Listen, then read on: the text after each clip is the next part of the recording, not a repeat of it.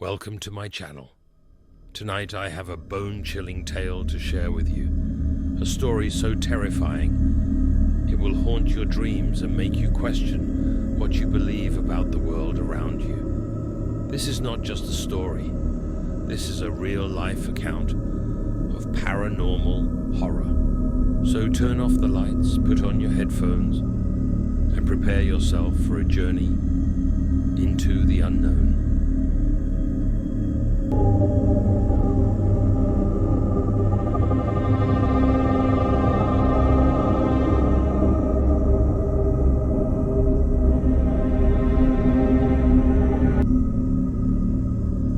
Our story takes us to the quiet town of Amityville, New York. It's a place that looks serene and picturesque, but beneath its charming facade lies a dark and sinister secret. In the 1970s, one house on Ocean Avenue became infamous for a series of horrifying events that would shock the world.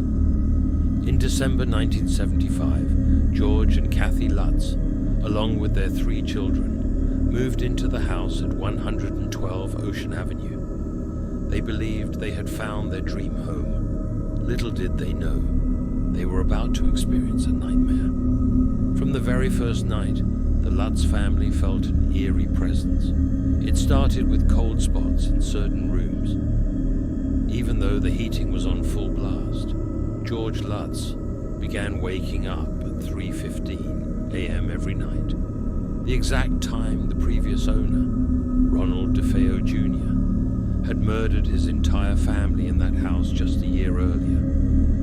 As days turned into weeks, the occurrences grew more sinister. Kathy Lutz would wake up with unexplained red welts on her body. The family heard strange noises, voices whispering, children crying, and even the sound of a marching band playing in the living room at midnight.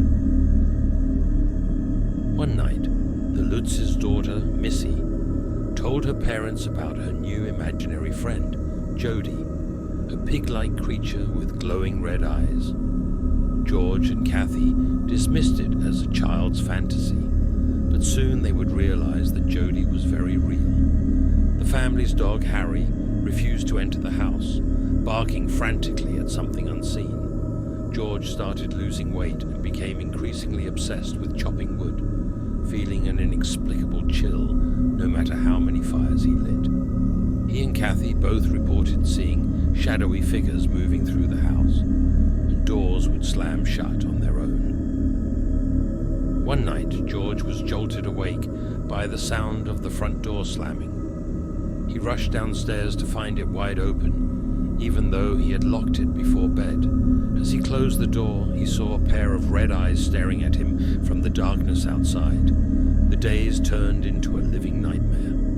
George began hearing voices calling his name, urging him to do unspeakable things. He saw faces in the flames of the fireplace, their mouths twisted in silent screams. Kathy started having terrifying visions. She saw herself aging rapidly, her skin rotting away before her eyes. One evening, Kathy was alone in the kitchen when she felt a cold hand touch her shoulder. She spun around, but no one was there. Suddenly, the kitchen lights flickered and went out, plunging her into darkness. The only light came from the stove, where the flame had turned an unnatural shade of green. She could feel a presence behind her, breathing heavily. The children were not spared from the horrors. They would wake up screaming, claiming that they saw dark figures standing at the foot of their beds. Missy became more withdrawn, often found talking to Jody in hushed tones. One night, the boys' beds shook violently, as if something was trying to lift them off the ground. They clung to each other, terrified, until the shaking stopped. Missy's behavior grew increasingly disturbing. She would draw pictures of Jody, showing the creature with those sinister red eyes and a grotesque grin. She told her parents that Jody wanted her to stay in the house forever and would get angry if they tried to leave. George and Kathy sought help from a priest, Father Ray Pecoraro, who agreed to bless the house. entered, he was immediately overcome by a foul odor and a sense of dread. When he began to sprinkle holy water, a voice screamed, "Get out!"